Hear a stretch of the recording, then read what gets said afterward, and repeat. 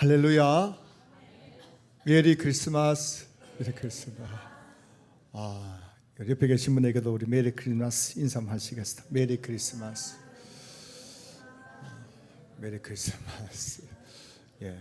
메리 크리스마스 번역하면 이렇게 되는 겁니다. 기쁘다 구주 오셨네. 예, 기쁘다 구주 오셨네.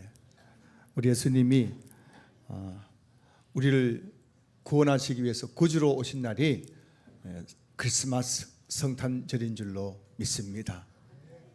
우리를 죄와 사망, 마귀의 그 억압에서 해방시키기 위해서 예수님이 이 땅에 오신 날이 바로 성탄절인 줄로 믿습니다. 그래서 모든 날들이 우리가 주님 안에서 매일 즐거운 날들이지만 특별히 성탄절은 우리 예수 믿는 사람들에게는 아주 뜻깊은 날인 줄로 믿습니다. 어제도 아침부터 또 오후 늦게까지 여러분 교회에 계시다가 집에 돌아가셨는데 또 눈이 많이 내리는 이 성탄절 아침에 또 이곳에 나와서 함께 성탄 예배를 함께 드리게 된 것 너무 기쁘고 또 여러분들이 이곳에 왔다는 것이 하나님 앞에서는 얼마나 귀하고 복된 일인지 모르겠습니다. 오늘 하나님께 여러분들에게 성탄의 기쁨과 하늘의 신령한 은혜와 복을 풍성히 주는 시간 될 수 있기를 주님 이름으로 축복합니다. 오늘은 이 본문 말씀 가지고 첫 번째 성탄절의 기적이라는 제목으로 우리 말씀의 은혜를 잠시 나누겠습니다. 말씀 나누기 전에 오늘 이 자리에 또 우리 오복록 권사님 몇 주 동안 병원에 계시다가 오늘 성탄 예배에 참석하셨는데 반갑습니다. 우리 오 권사님 메리 크리스마스. 오 권사님, 이 권사님 지금 뒤에서 어리둥절해서 나보고 하는 소리인가 싶어서 지금 그래 보고 계신 것 같습니다. 과학이라는 단어를 국어사전에서 찾아보면은 사물의 현상에 관한 보편적 원리 및 법칙을 알아내어 해명하는 것을 목적으로 하는 지식 체계와 학문이라고 되어 있습니다. 좀 어렵지요. 과학이란 것은 그 사물에게 일어나는 현상에 대한 보편적인 원리와 법칙을 끄집어내어서 해명하는 학문입니다. 그래서 과학이 되려면은 이 보편적인 법칙이 있어야 돼요. 보편적인 원리가 있어야 됩니다. 이번에는 이랬다가 다음엔 저렇게 되는 것은 과학이 아니죠. 이번에도 이렇게 돼야 되고 저번에도 저렇게 돼야 되고 이것이 바로 과학이란 것입니다. 그래서 과학의 관점에서 보면 성경은 너무나 비과학적인 책일 수밖에 없는 것이죠. 이 과학의 눈으로 성경을 보면은 과학은 완전히 이거는 비과학이고 허무맹랑한 이야기일 수밖에 없습니다. 성경의 시작은 하나님의 천지 창조로 시작합니다. 창세기 1장 1절 태초에 하나님이 천지를 창조하시니라. 근데 여러분 이 천지 창조, 하나님이 천지를 창조했다는 이 천지 창조는 이 세상에 일어나고 있는 보편적인 원리와 법칙에서 벗어나는 일이에요. 과학적으로는 증명할 수가 없습니다. 그래서 과학자들은 이 우주의 탄생을 성경에 근거한 것이 아니라 그들의 어떤 상상력과 또 여러 가지 과학적 방법을 통해서 이렇게 대부분의 과학자들이 이 우주의 이 시작을 이렇게 보고 있죠. 약 1370억 년 전에 이 우주가 작은 한 점이 있었는데 그 점이 갑자기 뻥 하고 폭발해 가지고 이 어마어마한 우주가 생겨나게 되었다는 것.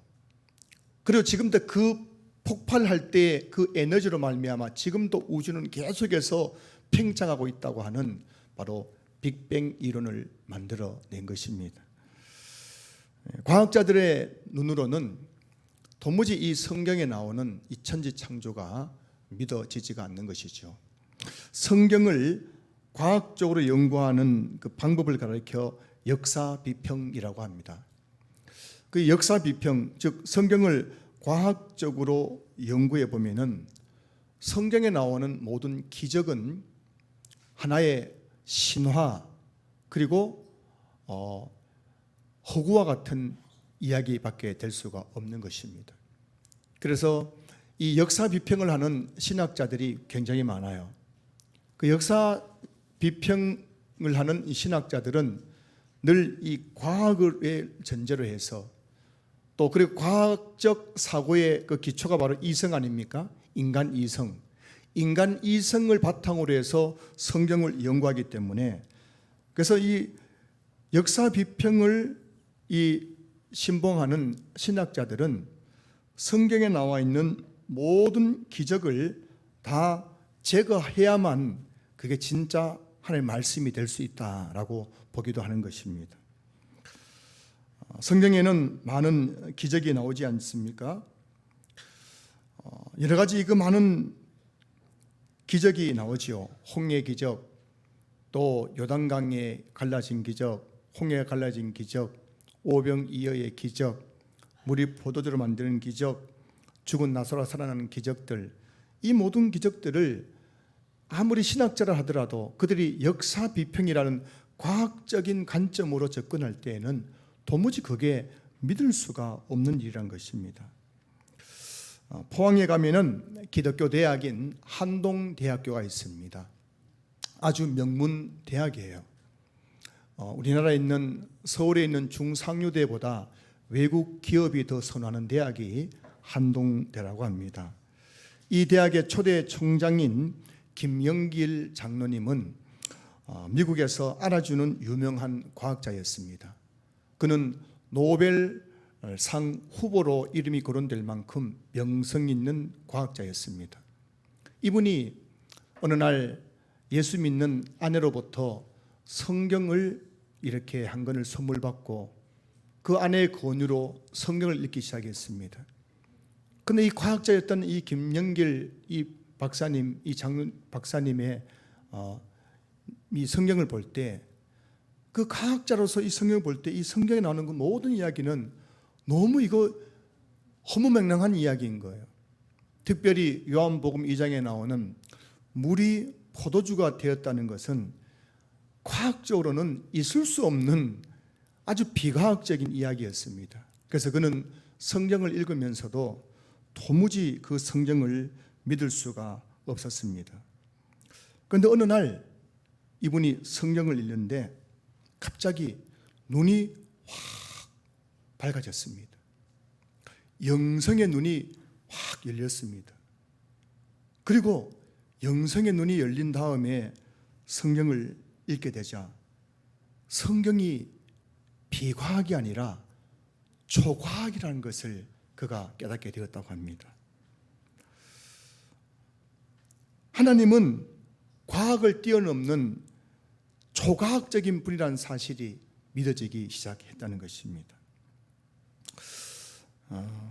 그래서 그분이 예수를 믿게 되었고 또 장로님이 되어서 지금 한국교회 역사 가운데 아주 큰 업적을 남긴 항동대 초대 총장으로 귀한 사역을 감당했던 것이죠. 성경 인물 중에도 이 아주 그 과학적인 사고, 이성적인 그런 믿음을 가진 사람들이 등장합니다. 민수기 13장에 보면은 12정탐꾼 이야기가 나오죠. 그 12정탐꾼 중에서 10명의 정탐꾼들은 아주 이성적인 사람이었습니다. 과학의 기초가 이성이거든요. 인간 이성. 그들은 아주 이성적인 믿음을 가진 사람들이었습니다. 그들이 가나안 땅에 가서 그 가나안 땅을 정탐했습니다. 냉철한 이성을 가지고 그 가나안 땅을 정탐하고 돌아와서 그들이 보고할 때 뭐라고 보고하고 있습니까? 그 땅은 그 거주민을 삼키는 땅이고 거기서 본 모든 백성은 신장이 장대한 자들이며 거기에 네피림이라는 거인들이 살고 있다는 겁니다. 그러므로 우리는 그 땅을 결코 이길 수 없고 들어갈 수 없다라고 그들이 결론을 내었던 것이죠. 이성적으로 여러분 교회를 바라보면 교회는 굉장히 문제가 많은 곳입니다. 이성의 눈으로 여러분 교회를 바라보십시오. 모든 것들이 부족해 보이고 다 안 될 것 같고 그렇지 않습니까?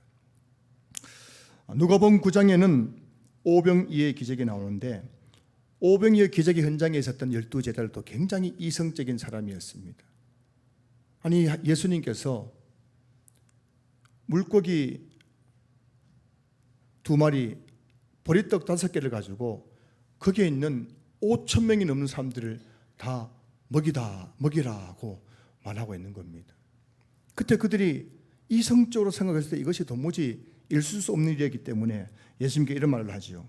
누가복음 9장 13절 예수께서 이르시되 너희가 먹을 것을 주라 하시니 여짜오되 우리에게 떡 5개와 물고기 2마리밖에 없으니 이 모든 사람을 위하여 먹을 것을 사지 아니하고서는 할 수 없사옵나이다 하니라고 되어 있어요. 여러분 우리가 이성적으로 생각해 보면은 어떻게 떡 5개와 물고기 2마리로 5,000명을 먹일 수가 있겠습니까? 불가능한 일이에요. 불가능한 일이에요. 저도 여러분 한 번씩 기도하지 않고 믿음이 떨어지고 인간적 생각을 하면은 야 우리 교회 진짜 이거 문제다 문제 큰일 났다 싶을 때가 한두 번이 아닌 것이죠. 냉철한 인간 이성을 가지고 신앙교회를 바라보면은 우리 신앙교회는 정말 문제가 많은 그런 곳이고 우리 교회뿐만 아니라 모든 교회가 마찬가지겠죠. 걱정이 되고 염려가 될 수밖에 없다는 것입니다. 그런데 여러분 이 물고기 2마리 떡 5개로 5,000명 먹인 것은 인간의 이성으로는 상상할 수 없는 것입니다. 하지만 예수님은 어떤 분이십니까? 예수님은 비과학이 아니라 초과학이십니다. 여러분 우리가 믿는 예수님은 비과학이 아니에요. 여러분들이 예수님을 이성적으로 생각하면 여러분 삶 속에 아무것도 일어날 수가 없습니다. 예수님을 믿을 때는 여러분 이성이 아니라 영성으로 예수님을 믿어야 되는 거예요. 그때 우리 삶 속에 비과학적인 것 같았던 현실 속에 초과학의 기적이 일어나게 되는 것입니다. 예수님은 과학을 초월하신 분이십니다. 그렇기 때문에 예수님은 물을 포도주로 바꿀 수가 있고 오병이어를 가지고 5,000명을 먹일 수 있는 것입니다. 여러분 이어령 교수라고 들어보셨죠? 이어령 교수. 이분은 초대 문교부 장관을 지냈고 한국을 대표하는 지성인이었습니다.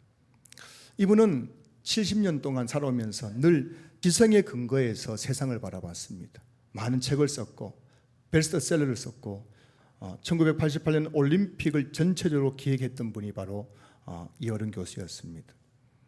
그런데 이분이 70 넘어서 딸이었던 이민아 목사를 통해서 예수님을 만나게 되었고 그리고 어느 날 이분이 이제 교회에서 세례를 받게 되고 70 넘어서 예수 믿게 되었어요.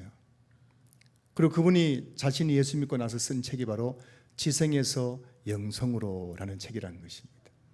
이분이 지성을 가지고 살았을 때 모든 것을 지성적으로 세상을 바라봤을 때는 하나님이 보이지 않더라는 것입니다.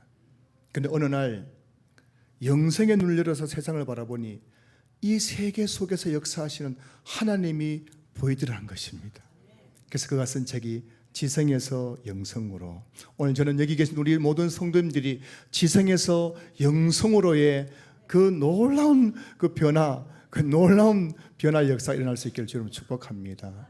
여전히 교회에 나와서 눈에 보이는 그 이성적인 판단을 가지고 교회를 바라보는 것이 아니라 영성적인 눈이 열려서 교회를 바라보는 가운데 이 교회 가운데 역사하시는 하나님이 보이고 지금도 이 교회 가운데 역사하시는 예수 그리스도의 그 십자가의 복음의 능력을 볼 수 있는 우리 모든 성도들 될 수 있기를 주님의 이름으로 축복합니다. 여러분 그래서 신앙생활은 이성이 아니라 영성으로 하는 거예요. 영성으로. 영성의 눈이 열려야 하나님이 믿어지고 성경이 믿어지고 예수님이 믿어질 수 있는 것입니다.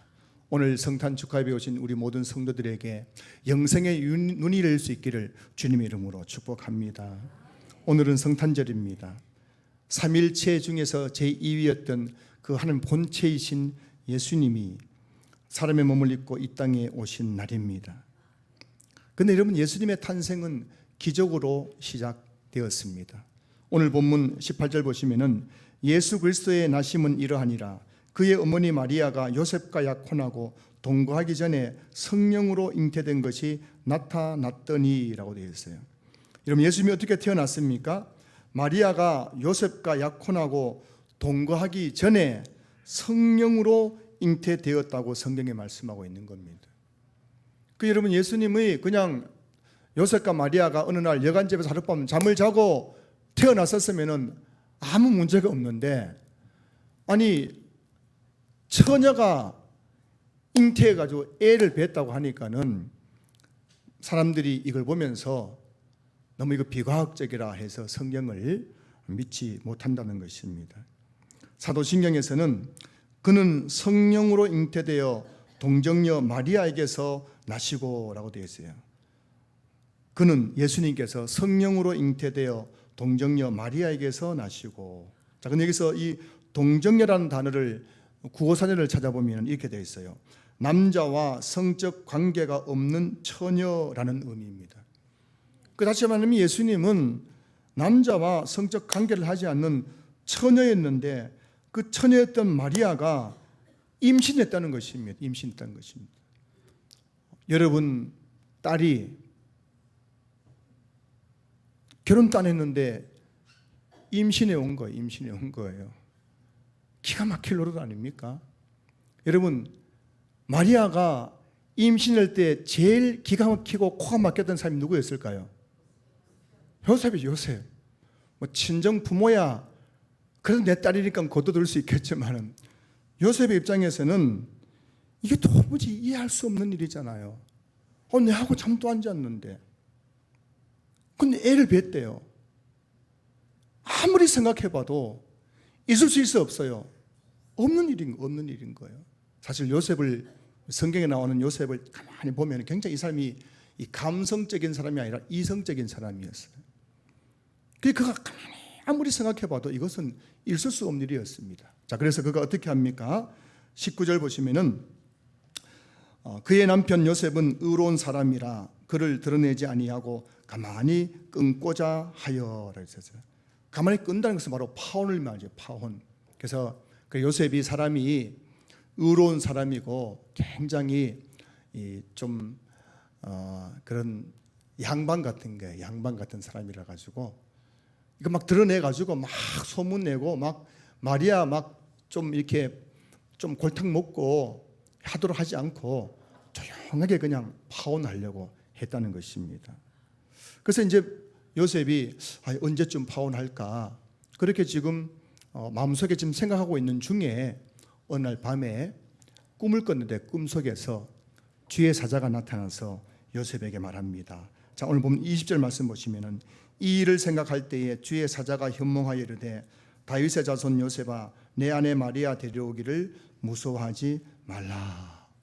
꿈이었지만은 너무나 생생하게 주의 사자가 나타나서 마리아에게 말한 겁니다. 두려워하지 말고 지금 너의 아내 마리아 데려오는 것을 무서워하지 말라.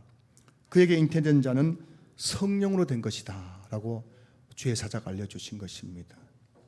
그러자 요셉이 꿈에서 깨어나서 요셉이 영성의 눈이 열린 겁니다. 영성의 눈이 열리니까는 그렇지, 하나님은 능치 못한 일이 없는 분 아닙니까?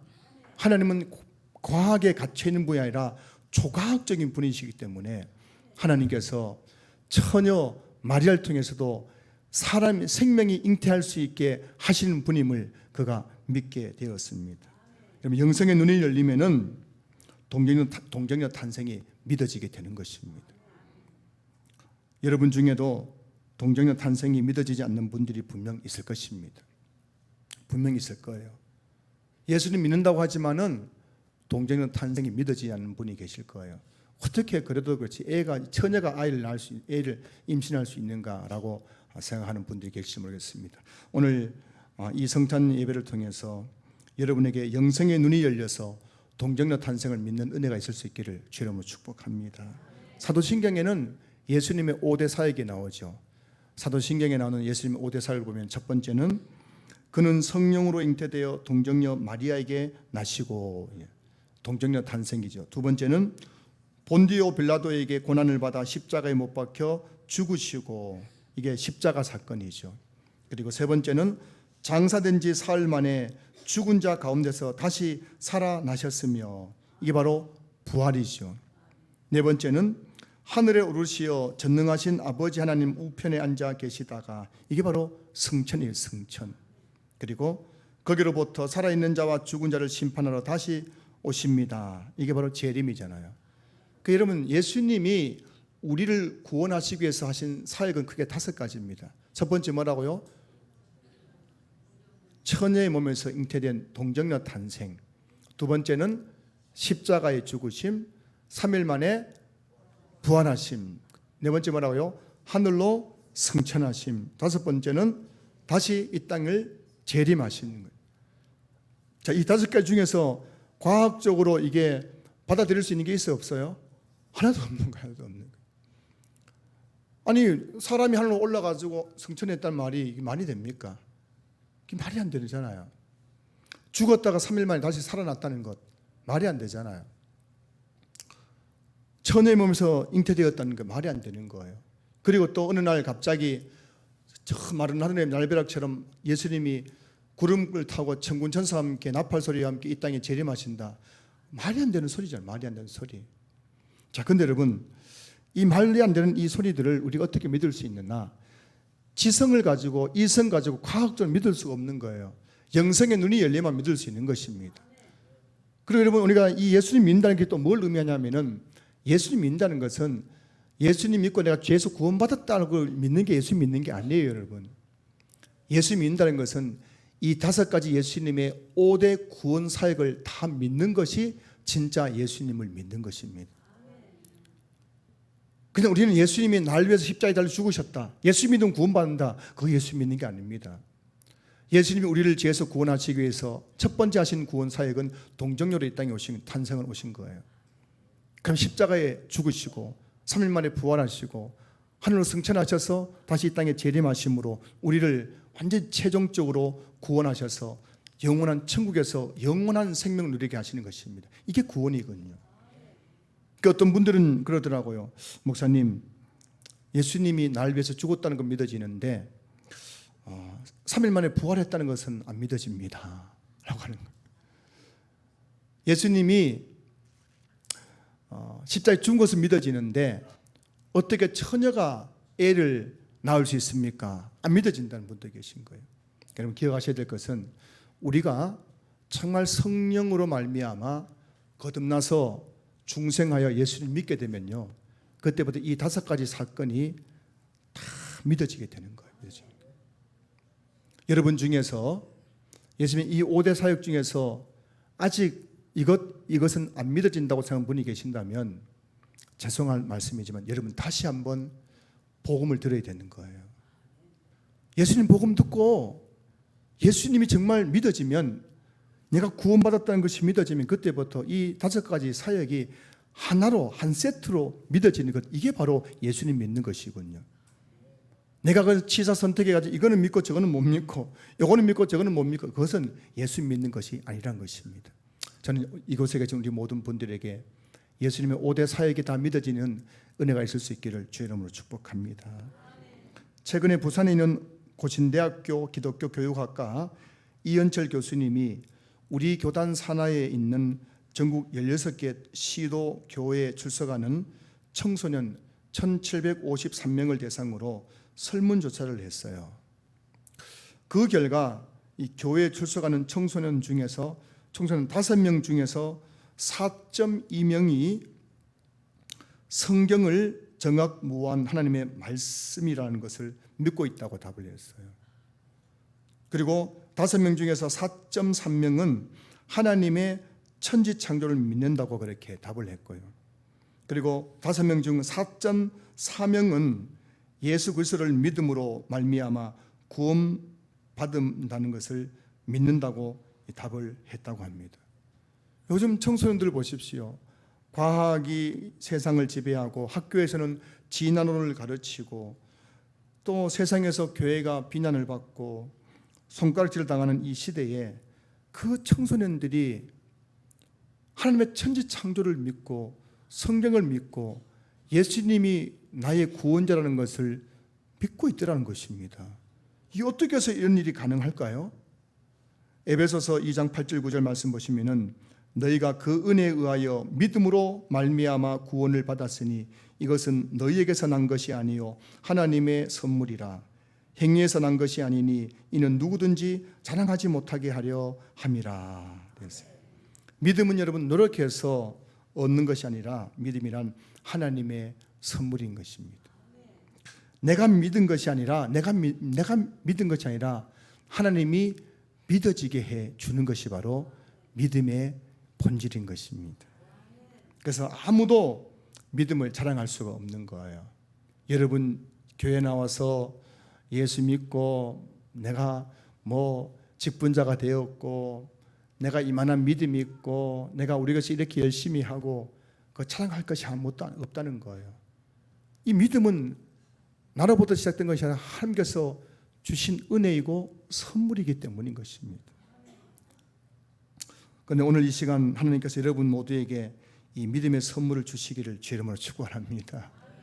정말 여러분들에게 정말 예수님이 믿어지고 동정녀 탄생이 믿어지고 십자가가 믿어지고 부활이 믿어지고 승천이 믿어지고 재림이 믿어지는 이 믿음의 선물을 하나님께 여러분들에게 다 주셔서 여러분들이 예수님 제대로 믿고 진짜 중생한 그리스도인, 거듭난 그리스도인이 될 수 있기를 주의 이름으로 축복합니다. 사랑하는 성도 여러분, 예수님께서 왜 인간의 몸을 입고 이 땅에 오셨습니까? 오늘 보면 21절 말씀 보십시오. 아들을 낳으리니 이름을 예수라라. 이는 그가 자기 백성을 그들의 죄에서 구원할 자이심이라 하니라.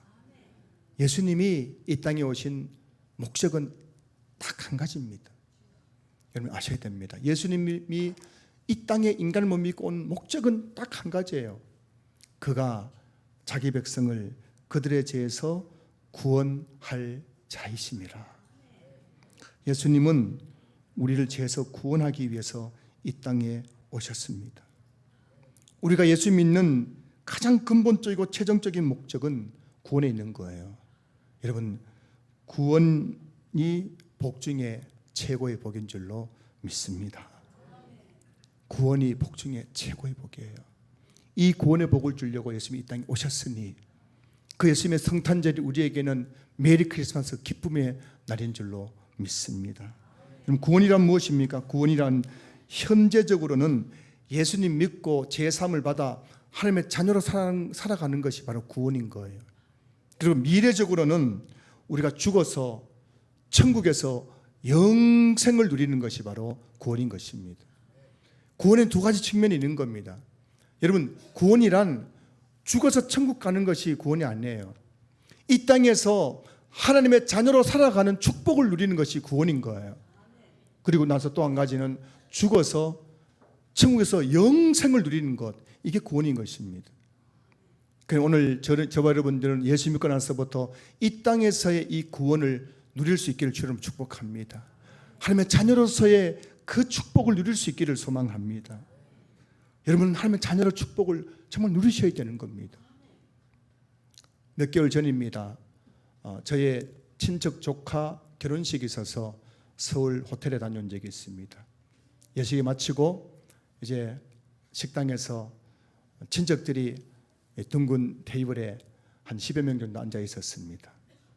거기 있는 우리 친척들은 세상적으로 나름 성공해가지고 서울과 이 수도권에 경기도에 한 40평대 아파트에 사는 사람들이에요. 차를 벤츠, BMW 몰고 온 사람들입니다. 그 중에 제 사촌은 딱 제가 봐도 제가 가방을 모르지만 딱 봐도 한 1,000만 원 넘는 가방을 딱 들고 그것도 식탁 위에 딱 올려놓고 밥을 먹고 있었습니다. 나름 성공했죠. 수도권에서 한 40평대 아파트 살고 올 때에도 벤츠와 BMW를 타고 왔고 가방도 그 다리 밑에 넣는 그런 싸우려 가방이 아니라 식탁 위에 딱 올려놓을 만큼 한 1,000만 원 넘는 가방을 딱 놓고 밥을 먹고 있는 거예요. 그분들이 이제 제 이야기를 들었는데 제가 어느 서울 경기도 어디에서 개척교회 한다는 이야기를 들었던 모양입니다. 자 이제 밥을 먹습니다. 밥을 먹는데 그분들이 아주 애처로운 눈으로 저를 쳐다보는 거예요. 그래서 그 중에 한 분이 물었습니다. 야, 너 밥은 먹고 사나? 밥은 먹고 사나? 이제 지방 출신이니까는 밥은 먹고 사니가 아니고 밥은 먹고 사나 이렇게 물었습니다. 아마 아직 예수님을 알지 못하는 그분들, 그 친척들의 눈에 참 개척교회 한다는 제가 참 애처로워 보였던 모양이에요. 도대체 밥은 제대로 먹고 사는지 그렇게 참 염려하는 마음으로 저에게 그렇게 질문을 했었어요. 자, 성도 여러분, 나름 성공해서 벤츠 타고 오고 BMW 타고 오고 40평 아파트에 살고 또 백도 보면은 테이블에 1,000만 원 거 탁 올려놓았지만은 예수 믿지 않는 그분들이 불쌍한 사람들입니까? 아니면은 비록 벤츠도 없고 BMW도 없고 아파트도 없고 주머니에 허름한 지갑 하나 가지고 그 결혼식에 참석한, 그렇지만 목사로서 매일 여러분들과 함께 예배드리고 여러분 섬기는 제가 불쌍한 사람입니까? 여러분 누가 진짜 불쌍한 사람이라고 생각하십니까? 여러분 속으로 그렇겠죠. 목사님이 불쌍하게 보여요. 여러분 중에도 그런 분 계시가, 아유 목사님 참 불쌍해 보입니다. 밥은 먹고 사는지 뭘 먹고 사는지. 여러분 만약 저와 여러분들이 예수님을 믿는다고 하면서도 예수님을 그 구원자로서 바라보지 않으면요, 어떤 일이 생기냐면은 예수님을 믿기는 믿어요. 믿는다고 말합니다. 그런데 예수님을 나의 구원자로 바라보지 않으면 어떤 일이 생기냐면은 우리는 예수 믿고 교회 다니면서도 한평생 자기 연민에 빠져 살아갈 수밖에 없다는 겁니다. 거울에 비친 내 모습 봐도 아휴, 한숨이 나올 수밖에 없고, 남편 쳐다봐도 그냥 아휴 내 팔자야 한숨이 나오는 거예요. 자식을 바라봐도 아이고 저 왼수 이런 마음이 드는 거예요.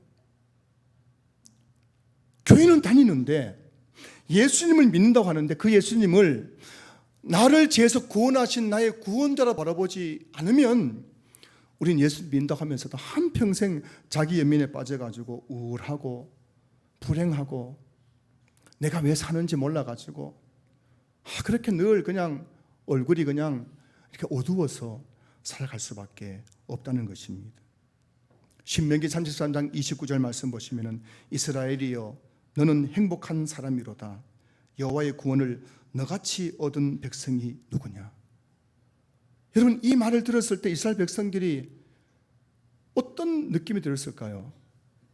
제가 여러분에게 여러분들은 참 행복한 사람입니다 라고 한다면 여러분들이 말은 그냥 늘 그래 하는 거니까, 목사님 그래 말하니까 그냥 아멘 하지만 속으로는 난 그래도 불행해요. 난 정말 너무 불행해요. 그런 마음이 들 수도 있을 것입니다. 근데 여러분 이 모세를 통해서 하나님께서 신명기 33장 29절에서 이스라엘 너는 행복한 사람이라고 말한 겁니다. 그들은 지금 광야에 있습니다. 집도 없어요. 그들이 옷도 남루합니다. 그들은 지금 헐벗고 있는 거예요. 그런데 그들에게 너희들은 행복한 사람이라고 하는 겁니다. 뭐가 행복하냐는 거죠. 나는 아파트 한 채도 없는데, 나는 외제차도 없는데, 나는 1,000만짜리 백도 없는데, 동창회 나가도 너무 부끄러운데, 남편 자랑할 것도 없는데, 자식 자랑할 것도 없는데 내가 뭐 행복하냐는 거죠.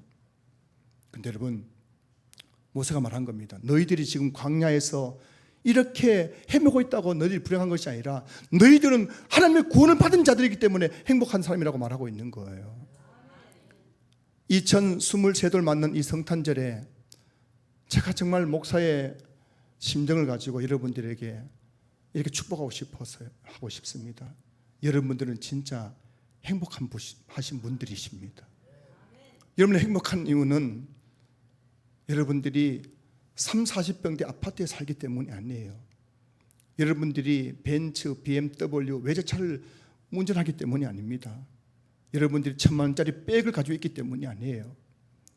여러분들이 예수님 믿고 죄에서 구원받아서 현재적으로는 하나님의 자녀로 살아가기 때문입니다. 장차 우리에게는 저 영원한 천국이 우리에게 유업으로 기다리고 있기 때문인 것입니다.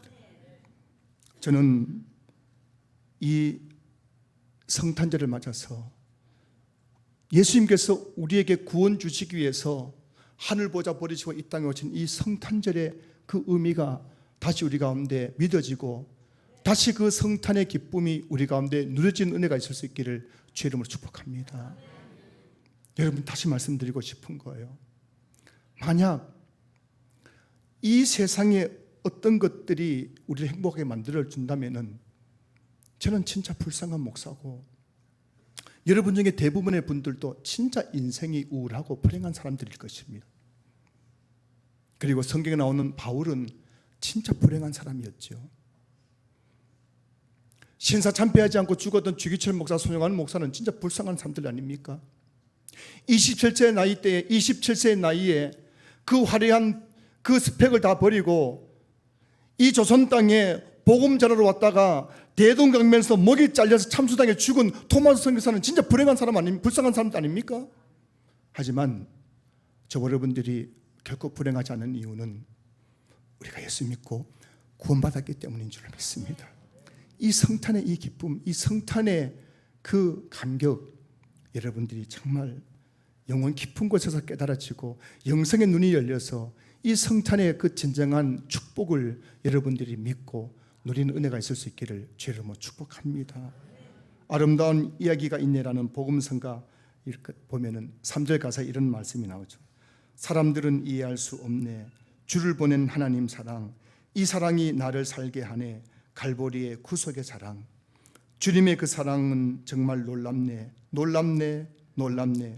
오, 주님의 그 사랑은 정말 놀랍네.